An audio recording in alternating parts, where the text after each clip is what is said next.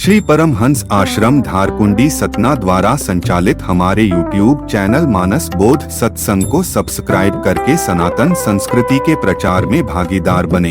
ये अभी अभी आज का प्रश्न आप लोगों ने सुना।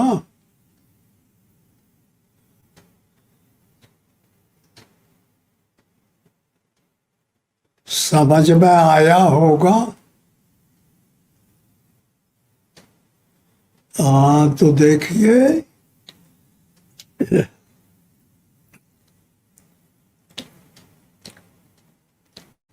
भगवान राम ने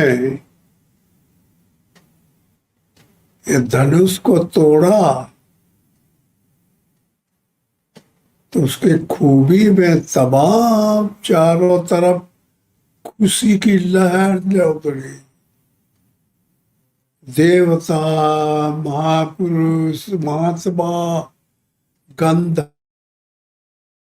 सब श्रद्धा के फूल बरसाने लगे। के बीच में जो क्रूर टाइप के महीप थे, जो ऐसे साधक थे जो साधन तो करते थे लेकिन थोड़ी थोड़ी ईर्ष्या रखते थे, ऐसे जो महीप थे वो सब उठ के चिल्लाने लगे, गाल बजाने लगे, कहने लगे कि सीता को हमारे बगैर कोई नहीं ब्याह सकता, बांधो इन दोनों लड़कों को, बांध के पटक दो और सीता को ले के चलो। और अगर जनक कोई मदद करते हैं तो इनको भी समाप्त करो। तो उनमें जो ऐसे साधक रूपी राजा है जो ईमानदारी से चलते हैं, कोई बेईमानी अंतःकरण में नहीं है, वो कहते हैं कि अरे गाल बजाना और उल्टा पुल्टी बताना, बेईमानो तुम्हारा यह सब दुर्गुण धनुष टूटने के साथ चले गए। अब कहा बताते हो इधर उधर। सब शांत हो गए। इतने में देखते हैं कि बड़े वेग से आकाश से उतरते हुए एक महात्मा आ गए। तो वो थे परशुराम बाबा। जानते हो परशुराम क्या है? परशुराम प्रकृति के अध्यक्ष है। इनको परमात्मा का अवतार है। इनको यह संरक्षण मिला है कि तुम जो प्रकृति ने नियमावली बना रखी है, कायदा कानून के अनुसार प्रकृति के लोग चलते हैं, माया में उनका देख रेख करो, जो नहीं चलता उसका बंधन करो। तो वहां करके वो बोलते हैं कि भाई बताइए, ये सब हमारे गुरु महाराज का धनुष किसने तोड़ा? वो सामने आ जाए और हम तो तमाम हथियार बांधे पूरे शरीर में, वो भयावह महात्मा का रूप धारण किए और कटार और बर्छी और तलवार और भाला और तमाम धनुष बाण ये सब कसे रहे। तो लक्ष्मण ने उनका उत्तर देने के प्रयास किया, बातें बात में पस्त कर दिया।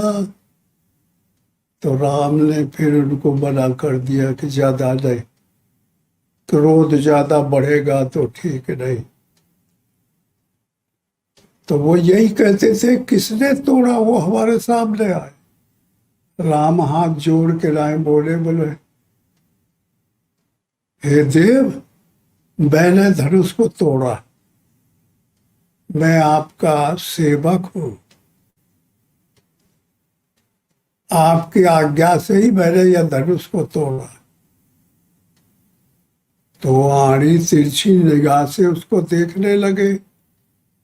वो कहा, बोले ले ये धनुष हमारा, इसको चला। तो राम ने धनुष ले लिया और कहा चलाना। बाण तरफ भर दिया, चलाने के लिए तैयार हुए। तो कहे, भैया बाण को कहाँ छोड़ूं, आप बताइए, आपकी तपस्या को खत्म कर दूं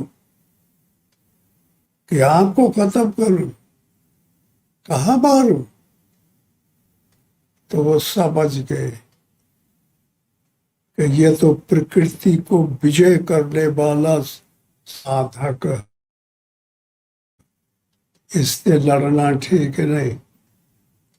तो फिर उसको प्रणाम किए पराशर राम को, और फिर उड़ गए, अपन निकल गए, महेंद्रासन पर्वत पर चले गए। अब एक के बाद में इसका विषय ऐसा आ जाता है कि देखिए आज दशहरा का दिन है, ये बड़ा शुभ दिन है। सब कल्पना करते होंगे कि दशहरा का अंत आदि कैसे है, कहाँ से निकला, कैसे बना।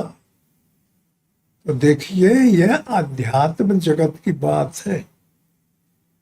साधना जब साधक करता है तो यह शरीर में 10 इंद्रियां हैं, और ये में जब आसक्ति है माया में शरीर की, तो मोह रूपी रावण है, ये माया का अध्यक्ष है, माया का बालक है। समझ लो, मोह, काम, क्रोध, लोभ, मोह, मद, मत्सर, आशा, तृष्णा, विषय वासना, ये सब माया के दुर्गुण है। तो जिनमें सबसे मोह सकल व्याधि कर मूला, सबका मूला, सबका राजा है। तो समझ देख लो, साधना साधक जब करता है तो 10 इंद्रियों को पहले जीतने का उपाय करता है। तो परिवार, द्योज, तीज, चौथ, 5, 6, 7, 8, 9वीं और 10वीं का यह दशहरा समाप्त हो जाता है। यह मन रूपी दशहरा 10 इंद्रियों को लेकर के ये मोह रूपी दशहरा है, इसको साधक समापन कर देता। तो उस समय दशहरा का समापन का प्रतीक अध्यात्म जगत में बताया गया है चाप। जनक कहते हैं योग को, जो चित्त का निरोध करता है, चित्त रूपी चाप है। और जनक ज्यादा जो है वह योग है, और राम है साधक, और गुरु बाबा है विश्वामित्र। ये सब लोग क्यों जुटे हैं कि साधक जो साधना करता है तो इनको जीते जीते जीते 10 इंद्रियों को, फिर दशानंद को खत्म कर देता। मोह कैसे खत्म होता है कि ध्यान रूपी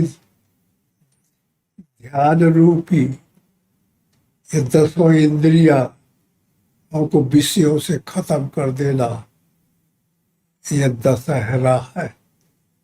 समझ लो, ये 10 पड़ जाते, 10 इंद्रिया और आखिरी में दशहरा।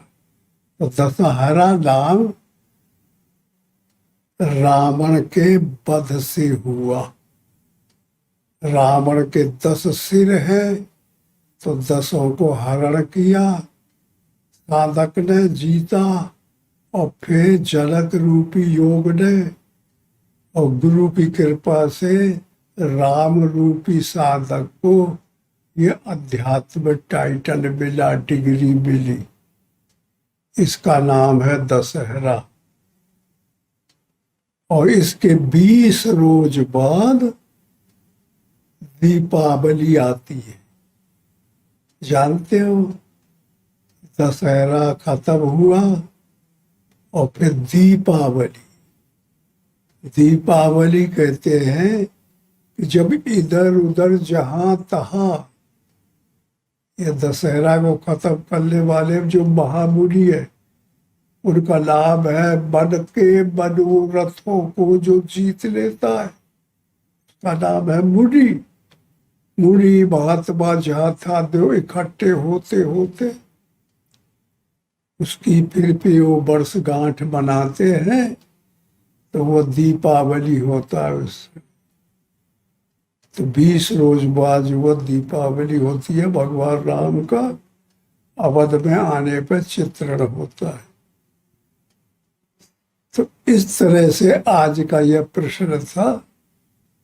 तो मोटे रूप से, बारीक रूप से समझ में आ गया होगा। बहुत से लोग ये समाज में बैठे हैं जिनके विषय में ये जो हम वार्तालाप किए ये समझ में ना आए। ये अध्यात्म विषय की बात है। जो भजन करते हैं, साधना करते हैं, नियम करते हैं, परमात्मा के भक्त हो जाते हैं, उनके विषय की बात है। ये जो गृहस्थी में रहने वाले लोग हैं, उनके विषय की बात ये नहीं है। अच्छा, तो ठीक से समझ में आ गया। आगे के विषय में बार बार चिंतन करें। जी साधकों को चाहिए कि नियम का जप करते हैं, ध्यान करते हैं, साधना करते हैं, तो उसके पहले इसका चित्र बना लेना। ये अध्यात्म रील है, शुरू से और आखिरी तक इसको अध्ययन करना चाहिए। कैसे परमात्मा आते हैं, तो मन में मनु है या मन में शक्ति आ जाए, सतरूपा, तो मन पे भजन में लग जाए, माया से हट जाए, माया का त्याग कर दे और भजन में लग जाए, तो यह मनु सतरूपा है। ये तप करेंगे तो ये तप के बदले बाणी होगी भगवान की। तुम्हारे यहाँ मैं पैदा हुआ, उन्होंने मांग की थी, तो जब मन से बदल के तुम दशरथ हो जाओ, शरीर बन जाओ, और शत्रुपा जो है कौशल्या बन जाए, अवध में आ जाओ। बध बध कहते हैं माया में, अवध कहते हैं माया से रहित हो जाओ, तो उस जगह जब पहुंच जाओगे तहाँ मैं पैदा होगा। तो ये साधन के मन की बात है, मानस कथा है, एक थोड़ा गहराई से सोचना पड़ता है। तो सब साधकों को इसको पकड़ना चाहिए। अच्छा,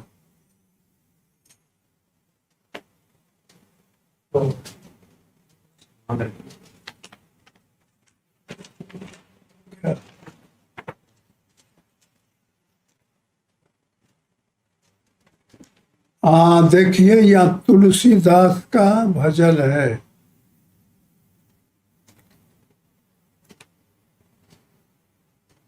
ये विनय पत्रिका का है,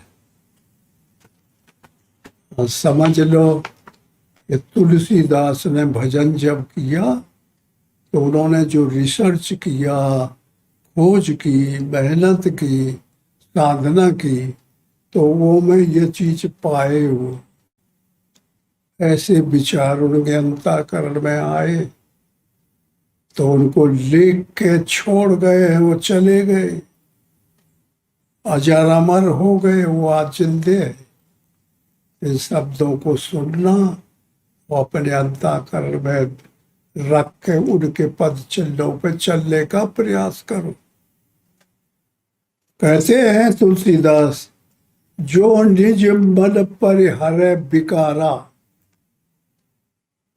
साधक वही है जो अपने मन के अंदर विकार भरे हैं, काम क्रोध लोभ मोह मद मत्सर, माया इनको निकाल दे, हटा दे। और ज्ञान वैराग्य शांति संतोष क्षमा दया परमात्मा के सद्गुणों को ले ले और माया के दुर्गुणों को निकाल दे।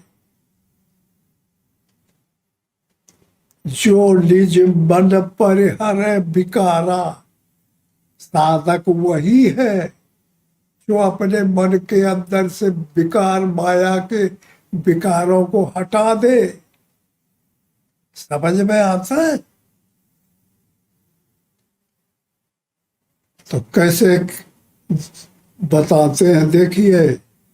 तो कत द्वैत जनित संसृत दुख, संशय शोक अपारा।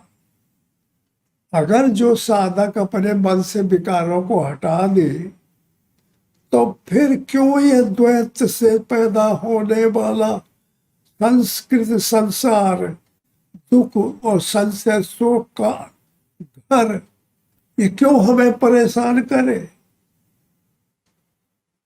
यही तो विकार है, इनको हटा देना चाहिए।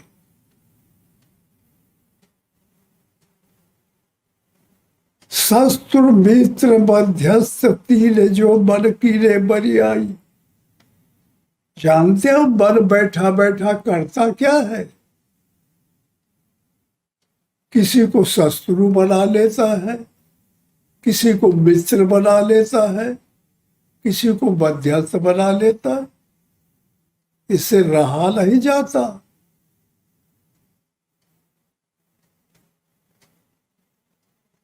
जबरदस्ती बरियाई मन इनको इन दोषों को पकड़ लेता है। कैसे पकड़ता है? त्याग न गहन उपेक्षणीय है, अहे हाटक तृण की नाई। एक को मित्र बनाता है, दूसरे को शत्रु बनाता है, तीसरे को मध्यस्थ बना लेता है। हर आदमी किसी से प्रेम कर लेता है जो उसके स्वभाव से मिलता है, और जो नहीं मिलता उसे विरोध हो जाता है। और जो यह दृष्टि से तो उससे मतलब नहीं रखता। शस्त्र मित्र मध्यस्थ तीन, जो मन की ने बरियाई। ये मन जबरदस्ती ये बरियाई, ये माया को पकड़ लेता, ये मानता नहीं। असन बसन पशु वस्तु विविध विध, सब मणि में रह जैसे। यह मन कैसा है? यह मणि जैसा है, ये में सब भरा पड़ा है। असन मानव खाने के पदार्थ, बसन पहनने के पदार्थ, पशु वस्तु तमाम प्रकार की वस्तुआ, विविध विधि सब मणि के अंदर रहती है। मणि छोटी सी मणि होती है, और बाजार में ले जा बेच दो तो 2 लाख 10 लाख की बच जाए, वो मैं सब खरीद लो। ऐसे मणि में भरा रहता है। ऐसे ये मन के अंदर सब दोष भरे पड़े। इस मन को जब तक शुद्ध नहीं किया जाएगा, इन दोषों को निकाला नहीं जाएगा, तब तक पवित्रता नहीं आएगी।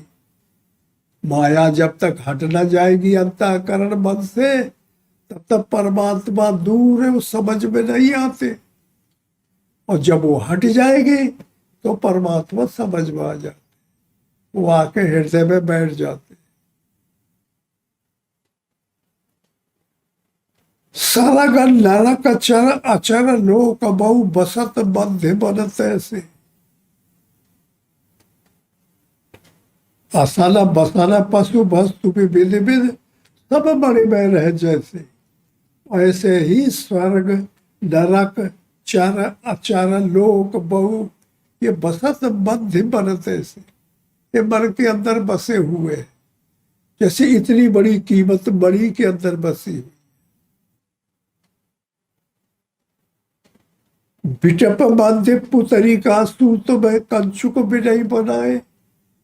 पेड़ खड़ा हुआ है, पुतरी का बनाने वाला लुहार बढ़ई जो होते हैं वो देखेंगे तो बता देंगे इतनी बन सकती है इसमें पुतरी।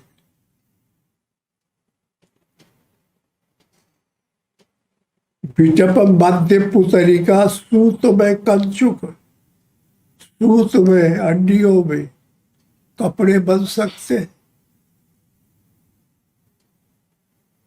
कंचुक भी नहीं बनाए, सब कल्पना से तैयार है उसके अंदर।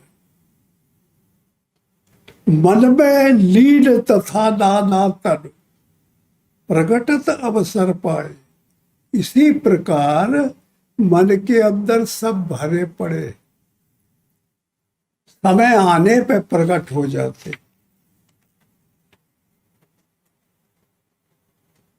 रघुपति भगत बारी छालित चित बिन प्रयास ही पावे।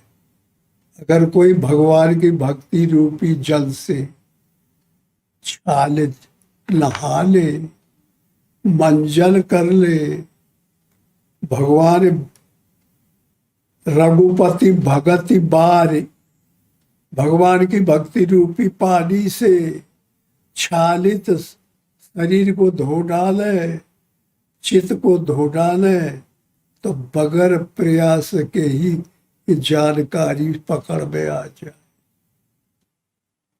तुलसीदास यह चित्त विलास जग, तुलसीदास कहते कि यह चित्त का विलास है, ये चित्त है, ये मन है, यही का विलास है, भोगने की चीज है संसार।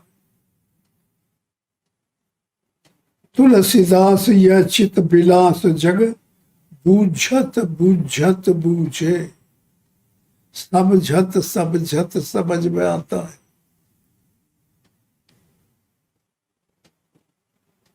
तुलसीदास यह चित्त विलास जग, समझत समझत समझ में आता है। एक हाय नहीं आ जाता। इस सत्संग के द्वारा ये शब्द समझ में आते हैं। गुरु बाबा जो बोले, उनको जो अध्ययन है उसको बताएगा, साधक सुनेंगे, तो सदगुणों को अंदर बैठाते जाए, दुर्गुणों को निकालते जाए, तब टाइम लगेगा। बूझत बूझत बूझे, समझत समझत समझ में आ जाएगा। लगातार सत्संग करना चाहिए, लगातार अभ्यासरत रहना चाहिए, तब यह मन को अंतर कर सकता है। मन को जीत ले मोरे भाई, सील की झीलम दया का बख्तर, सत्य का टोप लगाई।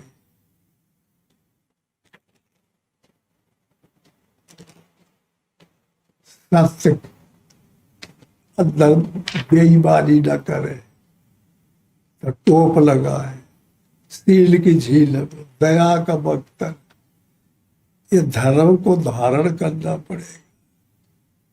ज्ञान है, वैराग्य है, विवेक है, शांति है, क्षमा है, दया है, इनको खोज खोज के धारण करना।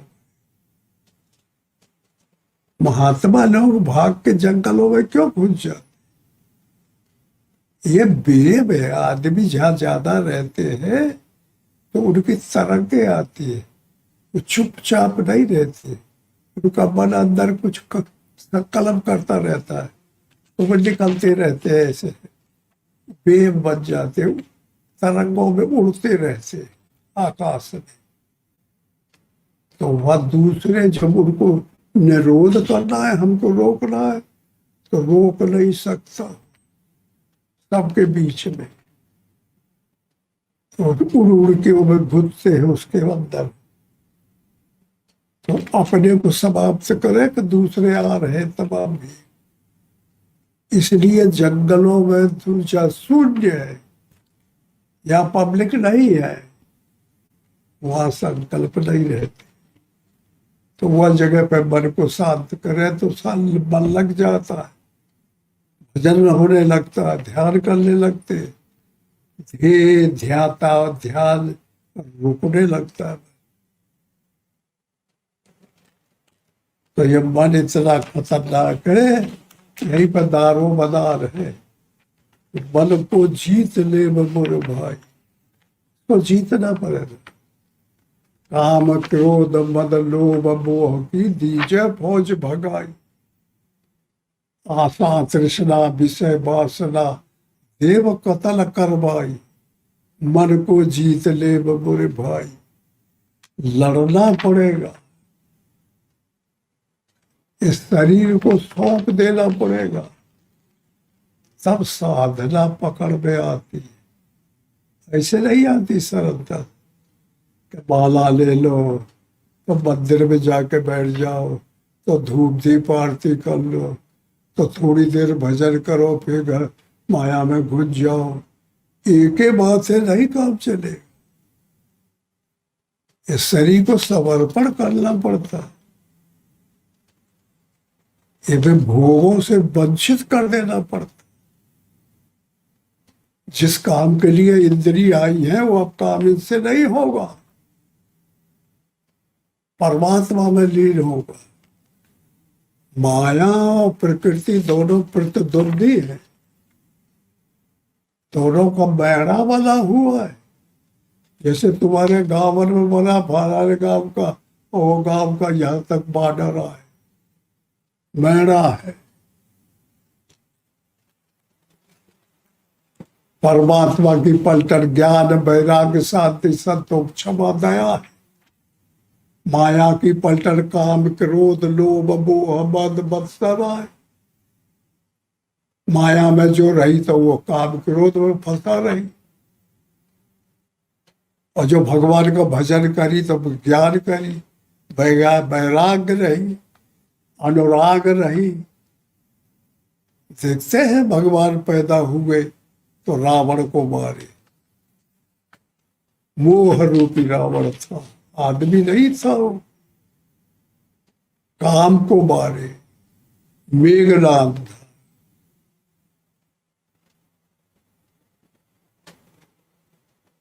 क्रोध को मारे, कुंभकर्ण था। यही रामायण है। रामायण वो नहीं है वह दो लड़का बैठा के और कीर्तन करके और रामलीला देखते हैं, वो तो कान तक आती है। अब ज्ञान रूपी राम है, विवेक रूपी लक्ष्मण है, शक्ति सीता है, और यह मोह रावण है, वपुष ब्रह्मांड सुप्रवृत्ति लगता। ये शरीर मानव का आशा, यही लंका है, इसमें आसक्ति रूपी लंका है, उसके अंदर घुसे हुए हैं। जब तुम्हें क्रोध पैदा होता है किसी गांव के आदमी को, तो क्रोध बाहर से आता है तुम्हारे पास के अंदर से? अंदर से आता है ना। हाँ, तो ये सब अंदर बैठे हुए दिखाई नहीं पड़ते, तो वो पकड़ के निकालना पड़ेगा।